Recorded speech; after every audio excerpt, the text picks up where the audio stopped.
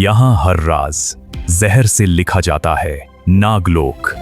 रुको, अंगद शक से नहीं हारेगा और वो परछाई हिम्मत से नहीं रुकेगी। मुझे तुम्हारी जरूरत नहीं है। पड़ेगी, क्योंकि उसका अंधेरा मेरी पहचान का है। अगर ये भी छल हुआ तो पहले अंगद नहीं तुम खत्म होगे। राजकुमारी ने गहरी सांस ली और अपनी शक्ति कारागार की मोहरों पर छोड़ दी। जादुई बेड़ियां कांप उठी, सुरक्षा चिन्ह टूटने लगे और पहली बार डेविल के हाथ आजाद हो गए। कैद का द्वार खुल चुका था। किसी ने सुन लिया तो सब खत्म हो जाएगा। मेरे कक्ष तक बिना आवाज।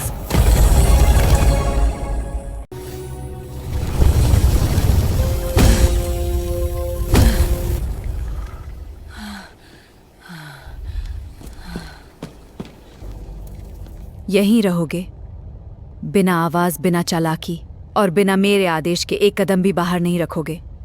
ठीक है। अगर तुमने मुझे धोखा दिया तो इस बार मैं तुम्हें कैद नहीं करूंगी, खत्म कर दूंगी। पहले महारानी को बचाओ, फिर मेरा फैसला कर लेना। मेरी मदद करना तुम्हारा प्रायश्चित नहीं है और मेरी चुप्पी तुम्हारी माफी नहीं। माफी मांगने का हक भी खो चुका हूं, इसलिए बस सच बचाने की कोशिश कर रहा हूं। नागलोक का महल रोशनी और फूलों से जगमगा रहा था। हर ओर विवाह की तैयारियां थी, संगीत और उत्सव का माहौल था। लेकिन इस चमक के बीच राजकुमारी के मन में अब भी एक अनजाना भय बाकी था। अंगद की आंखों को मत देखना, उसकी परछाई को देखना। तुम्हें हर बात अंधेरे में क्यों दिखती है? क्योंकि मैं वहीं रहा हूं जहां लोग अपने असली चेहरे छुपाते हैं। शाही रस्मों के बीच राजकुमारी की नजर अंगद पर टिकी थी। अचानक उसकी परछाई अस्वाभाविक रूप से फैल गई। राजकुमारी की सांसें भारी हो गईं। उसी समय अंधेरे कक्ष में छिपा डेविल काली शक्ति महसूस कर चुका था। कमजोर होकर भी उसने अपनी बची शक्ति इस्तेमाल की। एक रहस्यमयी ऊर्जा ने उस प्रभाव को तोड़ दिया। राजकुमारी की सांसें सामान्य हुईं और उसे एहसास हुआ किसी ने उसकी रक्षा की है। वो तुम थे? तुमने मेरी रक्षा क्यों की? क्योंकि इस बार तुम्हें गिरते हुए देखना मेरे लिए आसान नहीं था। मैंने तुम्हारा शरीर छीना, तुम्हारी आवाज छीनी, तुम्हारी पहचान छीनी। और अब जब तुम मेरी तरफ डर से देखती हो तो समझ आता है, दानव मैं बना नहीं था, मैंने खुद को बनाया था। तुम्हें पछतावा है? हर सांस में।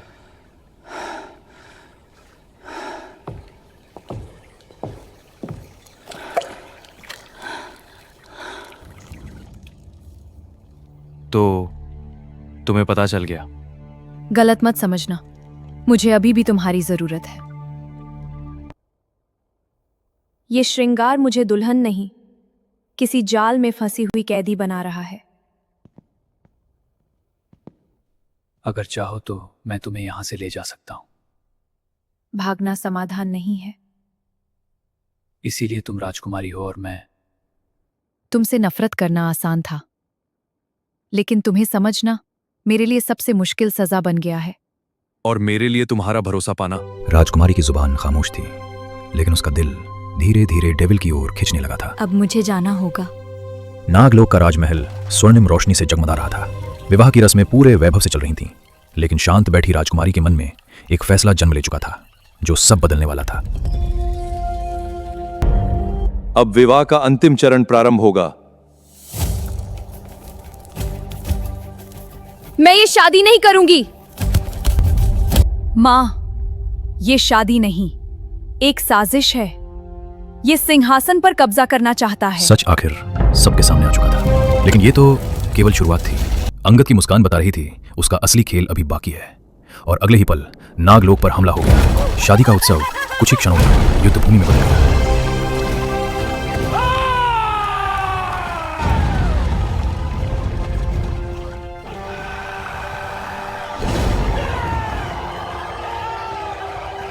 जैसे ही राजकुमारी और महारानी को हमले की सच्चाई का पता चला, उन्होंने अपना दिव्य नागिन रूप धारण कर लिया। अगले ही क्षण पूरा नागलोक भयंकर महायुद्ध में बदल गया। महारानी का क्रोध और राजकुमारी की शक्ति युद्ध भूमि पर टूट पड़ी। एक एक करके दानव सेना के योद्धा उनके सामने गिरने लगे। दो शक्तियां अपने घर की रक्षा कर रही थीं। युद्ध की आग पूरे नागलोक में फैल चुकी थी। महारानी और राजकुमारी दानव सेना का संहार कर रही थी, लेकिन टूटी मीनार से डेविल की नजर सब पर थी। तभी उसने देखा अंगद युद्ध नहीं लड़ रहा था, वो चुपके से महारानी के पीछे पहुंच रहा था। उसकी तलवार उठी और पहली बार डेविल की आंखों में किसी और के लिए डर दिखा। अगले ही पल वो बिजली की तरह नीचे टूट पड़ा। महारानी की ओर बढ़ती मौत को डेविल ने आखिरी क्षण में रोक लिया, लेकिन अराजक युद्ध में सच्चाई किसी को दिखाई नहीं दी। महारानी ने मुड़कर देखा और क्रोध में डेविल का एक पंख काट दिया। वो खून से लथपथ धरती पर गिर पड़ा, लेकिन अंगद फिर तलवार लेकर महारानी की ओर बढ़ा। कमजोर और घायल होकर भी डेविल मौत के सामने खड़ा हो गया। उसने आखिरी शक्ति से अंगद का अंत कर दिया, लेकिन उसी क्षण अंगद की तलवार डेविल के सीने को भेद चुकी थी।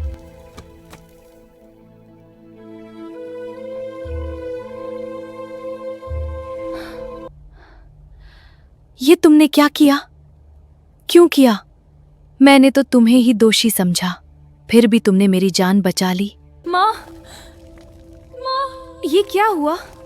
किसने किया ये? नहीं नहीं, ऐसा नहीं हो सकता। मैं तुम्हें ऐसे नहीं जाने दूंगी। अगर उसे वापस लाना है तो हमें साथ मिलकर कोशिश करनी होगी। डेविल के निष्प्राण शरीर के पास राजकुमारी और महारानी बैठ गईं। उन्होंने अपनी सारी शक्ति दिव्य उपचार ऊर्जा में बदल दी। स्वर्णिम प्रकाश पूरे युद्ध क्षेत्र में फैलने लगा। क्षण भर को समय थम गया और फिर जिसे सबने खो दिया था उसने फिर सांस ली। डेविल की आंखें खुली और जीवन ने मृत्यु को हरा दिया। समय आगे बढ़ा, युद्ध के घाव भर गए। नागलोक फिर मुस्कुराने लगा। जिस डेविल से सब डरते थे आज वही सम्मान से चलता था। राजकुमारी की मुस्कान में सिर्फ विश्वास था। और नई सुबह के साथ ये कहानी यहीं खत्म होती है।